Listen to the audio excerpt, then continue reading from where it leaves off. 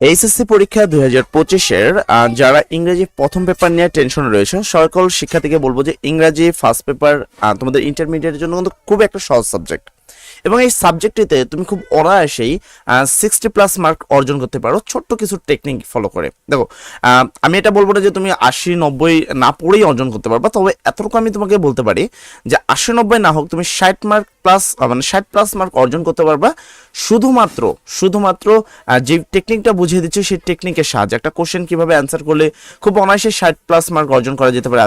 আজকের main class এটা। তুমি আমার স্ক্রিনে একটা রাশিয়া বোর্ড 2023-এর একটা কোশ্চেন পত্র দেখতে পাচ্ছ। জাস্ট আমি যে কোনো একটা মডেল নিলাম, তুমি চাইলে যে কোনো মডেল নিতে পারো।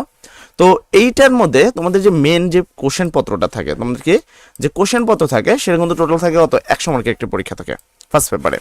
সময় পাও তোমরা 3 ঘন্টা। তোমাদেরকে ফার্স্টে এরকম একটা প্যাসেজ দেওয়া থাকে যেখানে থাকে read the passage and answer the question number 1-2, মানে হলো এবি। তার মানে এই প্যাসেজটা তোমাকে পড়তে হবে এবং তোমাকে এবি এর প্রশ্ন উত্তর দিতে হবে। তো সর্বপ্রথম তোমাদের যে প্রশ্ন থাকে সেখানে হলো 10টা, কয়টা 10টা তোমাদেরকে গ্যাপ থাকে বা এমসিকিউ বলে যেটাকে, এই এমসিকিউ জায়গা থাকে যেটা রাইট করলে তুমি পাবা 5 মার্ক। কত মার্ক পাবা? তুমি পাবা 5 মার্ক, তাই তো?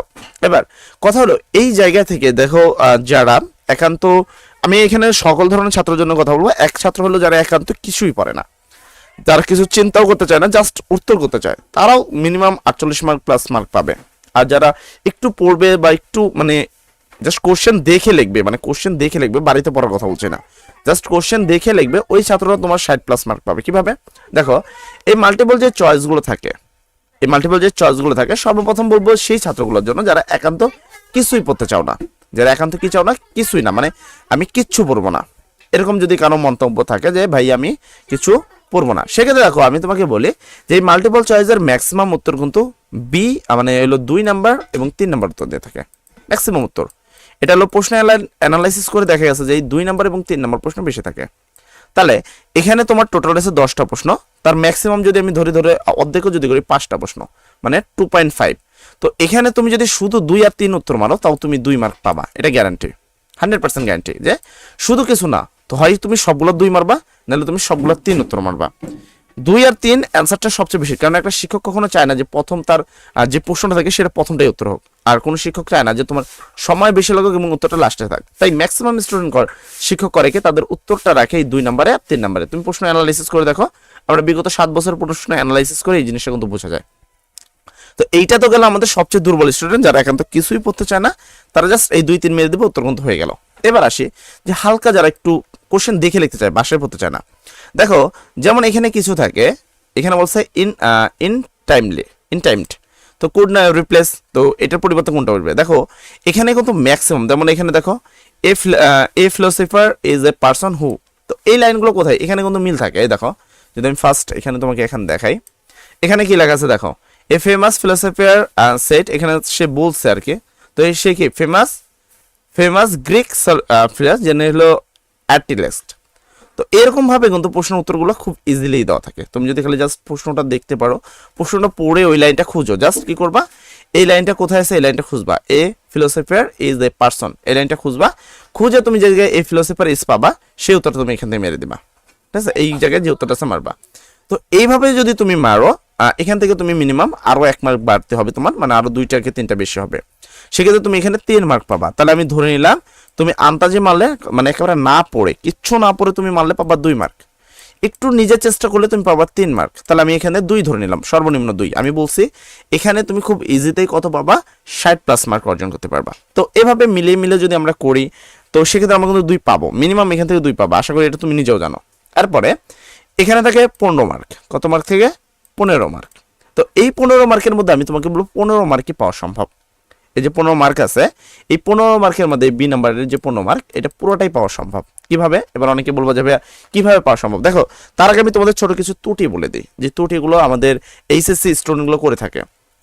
তারা কি করে, এই প্রশ্নটা আছে না, এই যে প্রশ্নটা, সাপোজ এই প্রশ্নটা আমি ধরলাম, এই লাইনটা তারা খোঁজে, উদ্দীপকে যায় এবং প্যাসেজে এই লাইনটা তারা খোঁজার পরে যেই জায়গাটায় এই লাইনটা তারা পেয়ে যায়, এই লাইনটা মানে আংশিক মিলছে বা অর্ধেক মিলছে বা একটু বেশি মিলছে বা হুবহু মিলছে, এই লাইনটা যেখান থেকে পাওয়া যায় ওই পুরো লাইনটাই তারা তুলে দেয়। এইটা হলো ম্যাক্সিমাম স্টুডেন্ট করে, যার কারণে এই জায়গায় যে 15 মার্ক তার মধ্যে 5 মার্কও তারা ভালো করে পায় না। এই কারণে কিন্তু অনেকে ইংলিশে ফার্স্ট পেপারে ফেল করে। তো এবার প্রশ্ন হলো তাহলে ভাইয়া কিভাবে করবো যে আমি এখানে ফুল মার্ক পাবো? দেখো প্রশ্নগুলো ম্যাক্সিমাম প্রশ্নগুলো তুমি যদি খেয়াল করো হাউ, ঠিক আছে, হাউ, হোয়াই, হু, এই ধরনের ওয়ার্ডগুলো দ্বারা কিন্তু প্রশ্ন করা হয়। হাউ, হোয়াই, হু, হোয়েন, এই ম্যাক্সিমাম প্রশ্নগুলো। আমি যদি আরেকটা মডেল তোমাকে দেখাই, দেখো সাপোজ আমি আরেকটা মডেল যাচ্ছে, তো এখানে দেখো হোয়াট, হাউ, তোমার কি হোয়াট, তো এরকম হাউ, হোয়াট এই ধরনের প্রশ্নগুলো দিয়ে কি করা হয়, প্রশ্নটা করা হয়। তো সাপোজ যদি এই মডেলটাতে আসে, সাপোজ আমি বুঝাচ্ছি, তো এখানে আসার পরে আমরা কি করবো, এই যে ইজ আছে না, ইজটাকে কি বলা হয়, অক্সিলারি ভার্ব। তাও দেখবা এরকম প্রত্যেকটার সাথে একটা করে ভার্ব দেওয়া থাকে, যে এটাকে বলা হয়, আশা করি তোমরা অক্সিলারি ভার্ব চেনো। আর তারপরেও আরেকটা বিষয় হলো যে ডাব্লিউএস মানে হোয়াট, হাউ, হুইজ, এটার পরে যেটা থাকবে এটাই হলো তোমার কি অক্সিলারি ভার্ব, তাই না? তো তোমার প্রশ্নের উত্তরে তুমি কি করবা, কি এইটাকে তুমি আগে লিখে দিবা, যা লেখা আছে এগুলো তোমার দেখা দরকার নেই কি লেখা আছে, ঠিক আছে? প্রশ্নে মানে অক্সিলারি ভার্বের পরে যা থাকে, the theory of segment Fred about dream, তারপরে দ্য বেনিফিট অফ ড্রিম, এই যে এইটা আছে মানে তোমার ইজের পরে যে অংশগুলো আছে পুরো অংশটা লিখে দিবা। তো সাপোজ তুমি এটা পুরোটা প্রশ্নের উপরে লিখলা অ্যান্সারে, লেখার পর তোমার কি আছে, ইজ আছে, তুমি এখানে ইজটা লিখে দাও।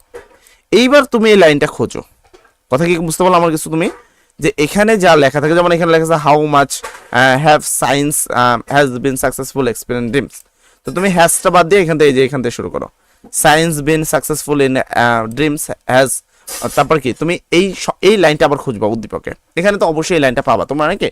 তো সেই জায়গা থেকে তুমি দেখবে যে তুমি কি লিখলা না, তুমি কি করলা, সাজিয়ে লিখতে হয়। এই বিষয়টা সাজিয়ে লিখলে তুমি এখানে 15-র মধ্যে আমি ধরলাম যে তুমি ভুল করছো বা খুঁজতে পারো নাই, তাও তুমি 15-এর মধ্যে মিনিমাম 8 মার্ক পাবা, যতই ভুল করো না কেন। তুমি যদি এবার সাজিয়ে লিখতে পারো, শিক্ষক তোমাকে 100% মার্ক দেবে। তো তোমার কাজকে হোয়াট, হাউ, হুইজ যাই থাকুক না কেন, তোমাকে কি করতে হবে, এই জায়গা থেকে একটু সাজিয়ে লিখতে হবে, দেন ভার্বটা লিখতে হবে। তো হোয়াট থাকলে কিভাবে করতে হয়, তারপরেও যেমন হলো তোমার কি হোয়াই থাকলে বিকজ দিয়ে লিখতে হয় বাকিটুকু। হোয়াট থাকলে কি আমরা এখান থেকে প্রথমটুকু লিখবো, ইজ লিখবো, দেন হলো এই যে এখান থেকে সাজিয়ে লিখবো, এই জায়গাটা থেকে ওই প্রশ্ন যেখানে আমরা লাইনটা পাবো সেই লাইনটা খুঁজে নিয়ে আমরা এই জায়গায় বসিয়ে দিব। তাহলে এখানে পাবো আমরা 8। তাহলে উপরে আমরা ধরলাম সর্বনিম্ন আমরা 2 ধরেছিলাম, ঠিক আছে, অথবা 3, আর নিচে আমরা ধরলাম 8, তাহলে আমরা পেলাম কত, 10 মার্ক। আমার কথা কি ক্লিয়ার বুঝতে পারছো? আচ্ছা, এরপরে তোমাদের এরকম একটা থাকে, তোমরা দেখতে পাচ্ছ এখানে আছে, তারপরে যে আগের যদি কোশ্চেনে আসো, আমি আগের কোশ্চেন সব কোশ্চেনে এরকমই দেখবা সেম, মানে আলাদা কিছু নাই। এখানে দেখো আমি তাহলে এটাতে ধরলাম 8 মার্ক, তাই না, এটাতে ধরলাম 8 মার্ক। তো এরপরে তোমাদের এই যে 2 নম্বর কোশ্চেন তুমি যদি খেয়াল দেখো, এখানেও তোমার এরকম লেখা থাকে অনলি ওরাল স্ল্যান্ড ইজ বাংলাদেশ। তো এইখানে বিষয়টা হলো যদি এটা সাবজেক্টে পাও এই লাইনটা, তাহলে সব জায়গায় তোমার প্রত্যেকটা লাইনের সাবজেক্টগুলো লিখতে হবে। এটা যদি ভার্ব হয় প্রত্যেকটা সাবজেক্টের ভার্ব লিখতে হবে। তো আমি আগে এই লাইনটা উপরে খুঁজবো, আমি তোমাদের দেখিয়ে দিচ্ছি যে কিভাবে খুব সহজে এই 2 নম্বর প্রশ্নের উত্তরগুলো তোমরা অনায়াসেই করতে পারো। জাস্ট একটু টেকনিক খাটালি হবে, এখানে তোমাকে পড়তে হবে, আহামরি পড়ে যে পাস করতে হবে না। পাস করার মতো জিনিস অলরেডি প্রশ্ন দেওয়াই থাকে, যে কোনো স্টুডেন্ট প্রশ্ন থেকে পাস করতে পারে, তার আলাদা কিছু করার প্রয়োজন নেই। Only coral Eastland is Bangladesh, এই লাইনটা কোথায় আছে আমরা যদি খেয়াল করে দেখো, এখানে আছে only coral Eastland in Bangladesh, আছে না এই জায়গাটা? তো এই জায়গাটা কোন জায়গায় আছে তুমি যদি ভালো করে, অক্সিলারি ভার্ব ইজের পরে আছে, অক্সিলারি ভার্ব ইজের পরে আছে। এবার প্রশ্ন হলো তাহলে এই 2 নাম্বার লাইন কি হবে, এই প্রশ্ন 2 নাম্বার লাইন কি হবে? আমি এই 2 নাম্বার লাইন চলে যাবো, এই ফুল স্টপ কোথায় আছে, এখানে ফুল স্টপ, তাহলে এটা হলো আমার প্রথম লাইন, এটা বাদ। আমার সেকেন্ড লাইন হলো আমার কোথা থেকে শুরু হয়েছে, আমার সেকেন্ড লাইন হলো এই জায়গা থেকে শুরু হয়েছে, সেকেন্ড লাইন আমার কোথা থেকে শুরু হয়েছে, সেকেন্ড লাইন এই জায়গা থেকে শুরু হয়েছে। আমি 2 নাম্বার বসাবো। আমার কাজ কি, অক্সিলারি ভার্বের পরেরটুকু তোলা। আমি এখানে দেখবো অক্সিলারি ভার্ব কোথায়, যে ইজ আছে, এরপরে এই যে এখানে অনলি অ্যাবভ এত, এই এতটুকু আমি তুলে দেব, অনলি অ্যাবভ 3.6 মিটার, এই যে এখানে আমি 2 নম্বরে এইটা তুলে দেব। কথা কি বুঝে গেল? বিষয় হলো অক্সিলারি ভার্বের পরে যদি থাকে তাহলে কি করব, আমি পরেরটারও অক্সিলারি ভার্ব তুলবো। দেন এটা যদি হিসাব করো, এটা তো তুমি অক্সিলারি ভার্বের পরে তুলবা, এটার অক্সিলারি ভার্বের পরে তুলবা। এবার অক্সিলারি ভার্বের পরে কি, দ্য ইন্টার স্ল্যান্ড ক্যান বি, এখানে ওয়ার্ক আছে, কি আছে, এই যে ওয়ান, ক্যান বি তো অক্সিলারি ভার্ব, তাহলে যে ওয়ার্ক থেকে পরে যেটুকু আছে এতটুকু তুমি তুলে দেবা, ওয়ার্ক থেকে পরে যতটুকু আছে এতটুকু কি করবে, তুমি তুলে দেবা 3 নম্বরে। এইভাবে কিন্তু খুব অনায়াসেই তোমার এই যে এই প্রশ্নগুলোর উত্তর করা যায়, যে কোনো প্রশ্ন, ঠিক আছে, যে কোনো প্রশ্ন। তোমাকে শুধু দেখতে হবে আর পজিশনটা কি, যদি এটা সাবজেক্ট পজিশনে থাকে তাহলে প্রত্যেকটা লাইনের সাবজেক্ট পজিশন তোমাকে লিখতে হবে। এটা যদি ভার্ব পজিশনে থাকে তোমাকে প্রত্যেকটা ভার্ব পজিশনগুলো লিখতে হবে। কথা ক্লিয়ার? তো এই জায়গায় যদি এইভাবে লেখো, আমি ধরে নিলাম যে তুমি ফুল তো যতই বলি তুমি ফুল মিলাতে পারবে না, আমি ধরলাম যে এখানে তুমি 3টা মিলিয়ে দিবা। কয়টা মিলাবা? 3টা। তাহলে এখানে পেলে 3 মার্ক, 3টার জন্য কত পেলে? 3 মার্ক। আচ্ছা, চলে গেলাম। এরপর থাকে right summary of follow tense. আচ্ছা, সামারিতে একটা তোমরা বড় ভুল করো, প্রথম ভুল আমি কয়েকটাকে ভুল নিয়ে আলোচনা করব, তারপর কথা বলবো। দেখো সামারি রাইটিংয়ে তোমরা কি করো, সামারি রাইটিংয়ে অনেকে আছে যে এখান থেকে কিছু কিছু লাইন একবারে হুবহু তুলে দেয়। তো এটা তো আর এসএসসি লেভেল না যে এসএসসি লেভেলে হুবহু তুলে দিলা মার্ক দিয়ে দিল, তো এভাবে কখনোই মার্ক পাবা না। নাম্বার 1 কথা শেষ, যে এখান থেকে হুবহু তুললে তুমি মার্ক পাবা না। আচ্ছা, তারপরে আরেকটা বিষয় হলো সামারি রাইটিং আরেকটা কাজ করে স্টুডেন্টরা। সামারি রাইটিং আরেকটা কাজ করে কি, ছাত্ররা করে কি, এই যে লাইনগুলো আছে নাকি এটা তো হুবহু তুললো, নাম্বার 1। আর একটা বড় ভুল করে যে সামারি রাইটিং এ 10 মার্ক, তো স্টুডেন্ট মনে করে যে বেশি লিখলে হয়তো বেশি মার্ক দেয়। তো তখন এই ছাত্রগুলো করে কি, সামারি রাইটিং এর জন্য তারা করে তোমার ম্যাক্সিমাম যে ভুলটা করে সেটা এক পেজ লিখে ফেলায়, 1.5 পেজও লিখে ফেলায় সামারি রাইটিং। তো এই ভুলটা করা যাবে না। সামারি রাইটিং তোমাকে হাফ পেজের একটু বেশি লিখলে যথেষ্ট, নাম্বার 1। আর নাম্বার 2 হলো এটাকে এইভাবে না লিখে, দেখবে আমাদের এখানে চ্যানেলে ফরম্যাট দেওয়া রয়েছে অলরেডি, তুমি চাইলে ওটা পড়ে নিতে পারবা। প্রথমে তোমার লিখতে হবে দ্য প্যাসেজ ইজ অ্যাবাউট, দেন তুমি এখানে সেই কোন বিষয়টা নিয়ে কবে, যেমন এখানে জ্যাকফ্রুট নিয়ে কথা বলেছে, কি নিয়ে, জ্যাকফ্রুট। তাহলে আমি এখানে লাইনটা শুরু করবো, the passage is about jackfruit. ঠিক আছে, দ্য প্যাসেজটা আলোচনা করা হয়েছে কি, the passage is discuss about jackfruit, মানে এখানে প্যাসেজটা জ্যাকফ্রুট নিয়ে আলোচনা করা হয়েছে।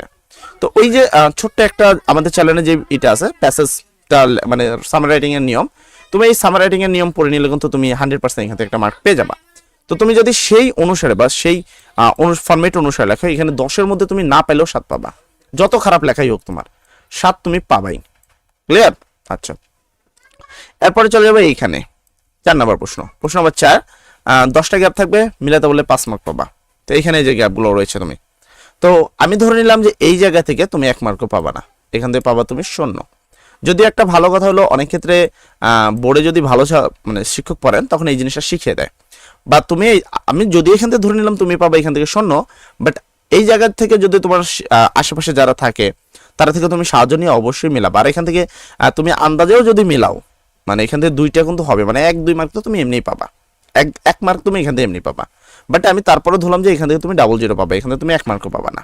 ঠিক আছে, তারপরে ফিল দ্য গ্যাপ ইউজিং, এটা আমাদের একটা রুলস আছে, রুলসটা যদি শেখো তাহলে এই জায়গা থেকে তুমি মিনিমাম 5 মার্ক পাবা। যদি রুলসটা শেখো, এটা আমাদের চ্যানেলে আছে, সেখান থেকে তুমি যদি দেখে নাও তাহলে এই জায়গাটা তোমার যে আছে এই 10 মার্কে তুমি ইজিলি না পড়েও 5 মার্ক অর্জন করতে পারবা। ঠিক আছে, আচ্ছা, এরপরে আসে এখানে তোমার পরবর্তী প্রশ্ন, rearrange the sentence to get, এটা সেন্টেন্স রিঅ্যারেঞ্জ নর্মালি 2 কোয়ালিটির হয়ে থাকে, একটা হলো ব্যক্তিগত আর একটা হলো গল্পকেন্দ্রিক। যদি ব্যক্তিগত রিঅ্যারেঞ্জ থাকে খুবই সহজ কথা, তো রিঅ্যারেঞ্জের সর্বপ্রথম যেটা থাকে ওয়ান্স আপন এ টাইম, ঠিক আছে, ওয়ান ডে, দেয়ার লিভড, এই ধরনের লাইনগুলো থাকলে সেগুলো প্রথম বসে। যদি আমি এই ধরনের এখানে যদি লাইন খুঁজে, এখানে দেখো যে এখানে আছে ওয়ান্স আপন এ টাইম, এই তাহলে এটা হলো আমার 1 নাম্বার লাইন, এটা আমার কোন নাম্বার লাইন, 1 নাম্বার লাইন। তারপর ওই সম্পর্কে, ওই ব্যক্তির সম্পর্কে যেটা থাকে সেটা আমার 2 লাইন নাম্বার। ঠিক আছে, এই বিষয়টা নিয়ে কিন্তু আমার ফুল ফি একটা ভিডিও রয়েছে এই চ্যানেলের মধ্যে, যে কিভাবে রিঅ্যারেঞ্জ না পড়েও একবারে 100% সঠিক করা যায়। ঠিক আছে, তুমি ওই ক্লাসটি দেখলে এই জায়গা থেকে তুমি মিনিমাম সর্বনিম্ন 7 মার্ক পাবে, এটা গ্যারান্টি। ঠিক আছে, রিঅ্যারেঞ্জ খুবই সহজভাবে শিখেছি। আর তারপরেও যদি না হয় আমি তোমাদের পরীক্ষার আগে লাইভ ক্লাস নিব, ইন্টারমিডিয়েটের তোমার যে ক্লাসগুলো রয়েছে এর জন্য লাইভ নেওয়া হবে। তো লাইভ ক্লাসে ঢুকে তুমি ইজিলি কিন্তু মানে আমাদের সাথে থাকলে কিন্তু পারবা, তার জন্য ছোট করে চ্যানেলটা সাবস্ক্রাইব করে রাখলে, তাহলে 7 মার্ক। এবার রিটার্ন আসি, তো এখানে আছে তোমার কি 15 মার্ক, গ্রাফ অ্যান্ড চার্ট, খুবই সহজ একটি টপিক। গ্রাফ অ্যান্ড চার্ট মুখস্থ করার দরকার নেই, বিভিন্ন ফরম্যাট পাওয়া যায়, আমরাও একটা 2025-এর নিউ আপডেট ফরম্যাটে ইউজ করবা, পুরাতন ফরম্যাটগুলো ইউজ করলে কিন্তু সমস্যা। দেখো অনেকে পুরাতন ফরম্যাট ইউজ করে, যার কারণে কিন্তু মার্ক পায় না, এবং ফরম্যাটে কিন্তু অনেকে মার্কই পায় না। মেন কথা 2025-এর যে নিউ ফরম্যাটটা রয়েছে যেটা আমরা দিয়েছি, সেইটা যে উপর থেকে উপরে উঠছে, আবার এটা নিচে নামছে, আবার উঠছে আবার নামছে, মানে উঠানামা করছে, তাহলে হবে ফ্লুকচুইং। কেন ফ্লুকচুইং হবে, কোন জায়গায় ফ্লুকচুইং হবে, কোন জায়গায় সার লিখবো, কোন জায়গায় নিচের অংশ লিখবো, এই সবগুলো কিন্তু 2025-এর নিয়ম অনুসারে আছে। তুমি সেই ফরম্যাট অনুসারে লিখলে এই 15-র মধ্যে তুমি খুব অনায়াসে 12 মার্ক পাবা, গ্যারান্টি। ঠিক আছে, 15-র মধ্যে তুমি অনায়াসে 12 মার্ক পাবা। ফরম্যাট কোথায়, ফরম্যাট আমাদের চ্যানেল রয়েছে, কোনো সমস্যা নেই। তারপরে স্টোরি রাইটিং, ভুলভাল স্টোরি রাইটিং লিখলে কখনোই মার্ক পাবা না। আর স্টোরি রাইটিং পুরো আগের যেটা আছে, আগের যেটা তোমরা পড়ছো দ্য ফ্লোয়িং স্টোরিজ প্লাজেন্ট, এই যে স্টোরি রাইটিংটা আগের আদিম যুগের যে ফরম্যাটটা, এটা যদি ইউজ করো তুমি এখান থেকে 1 মার্কও পাবা না। কারণ একটা ফরম্যাটের মিনিং কি, একটা তোমার হলো কমপ্লিটিং স্টোরি মানে হলো একটা স্টোরি কিছু অংশ দেওয়া আছে, স্টোরির বাকি অংশ তোমাকে পূরণ করতে হবে। সেক্ষেত্রে তোমাকে কি করতে হবে, এই গল্পের সাথে সামঞ্জস্য রেখে তোমাকে গল্পটা পূরণ করার চেষ্টা করতে হবে, তাই না?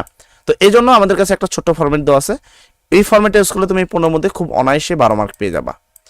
তো ওই যে the pleasant is beautiful, the the story is pleasant, এই ধরনেরগুলো পুরাতনগুলো ইউজ করলে কিন্তু তুমি এখান থেকে মার্ক পাওয়ার কোনো চান্স নেই। তারপরে এখানে তোমার কি রয়েছে, রাইট এ লেটার লেখার নিয়ম। লেটার একটা যে কোনো এক পেজের মধ্যে একটা লেটার লিখতে হয়। লেটার লেখার যে কোনো একটা ফর্মেট, যে কোনো ফর্মেট, আগেটা ইউজ করলেও সমস্যা নেই, যে কোনো একটা ফর্মেট ইউজ করলে তুমি এখান থেকে 7 থেকে 8 মার্ক খুব অনায়াসে পেয়ে যাবে। তো আমি বলছিলাম যে আজকের এই ক্লাসে তোমাকে টোটাল 60 মার্ক অর্জন করে দিব। তো এবার একটু কাউন্টিং করো, 8, 20, 30, 32, আমি ধরে নিলাম 32-এর মধ্যে তুমি 30ই পেলা, 2 মার্ক কমই ধরলাম 30। তারপর হলো 7 আর 5 কত হলো তোমার, এখানে হলো তোমার 7 আর 5, তার মানে হলো 12। তারপর হলো 12, এখানে আমরা ধরতেছি 12, এখানে 7, 12, 13, 14, 15, 16, 17, 18, 19, এখানে 3, 20, 21, 22, এখানে 8, 22, 23, 24, 25, 26, 27, 28, এখানে কত 28 নাকি, আচ্ছা 28, আর এখানে 2, 29, 30, তাহলে ওখানে 30 আর এখানে 30, কত পেলা 60। তার মানে তুমি একটা না পড়েও শুধু কিছুমাত্র ফরম্যাট এবং 2-1টা ভিডিও দেখে তুমি 100-র মধ্যে 60 মার্ক খুব অনায়াসে পাবা। তো এসএসসি স্টুডেন্টদের আমি মনে করি এই ফরম্যাটটা অবশ্যই এইভাবে পড়া উচিত। পাশাপাশি আমাদের যেই লাইভ ক্লাস হবে, যে সম্পূর্ণ যে বিগত সালের প্রশ্নগুলো আছে, ইম্পর্টেন্ট যে প্যাসেজগুলো আছে, বাংলা মিনিং সহ অর্থ সহ সুন্দর করে বুঝিয়ে ইম্পর্টেন্ট প্রশ্নগুলো সব আমরা লাইভ ক্লাসে করব। তার জন্য তোমাকে কি করতে হবে, তেমন কিছু করতে হবে না, চ্যানেলটি সাবস্ক্রাইব করে তোমাদের পরীক্ষার আগের দিন রাত্রে আমাদের লাইভ ক্লাস শুরু হবে, সেই জায়গায় তোমরা আমাদের লাইভ ক্লাসগুলো করতে পারবে ইনশাআল্লাহ। সবাই ভালো থাকবা, সবার জন্য দোয়া করি। আসসালামু আলাইকুম।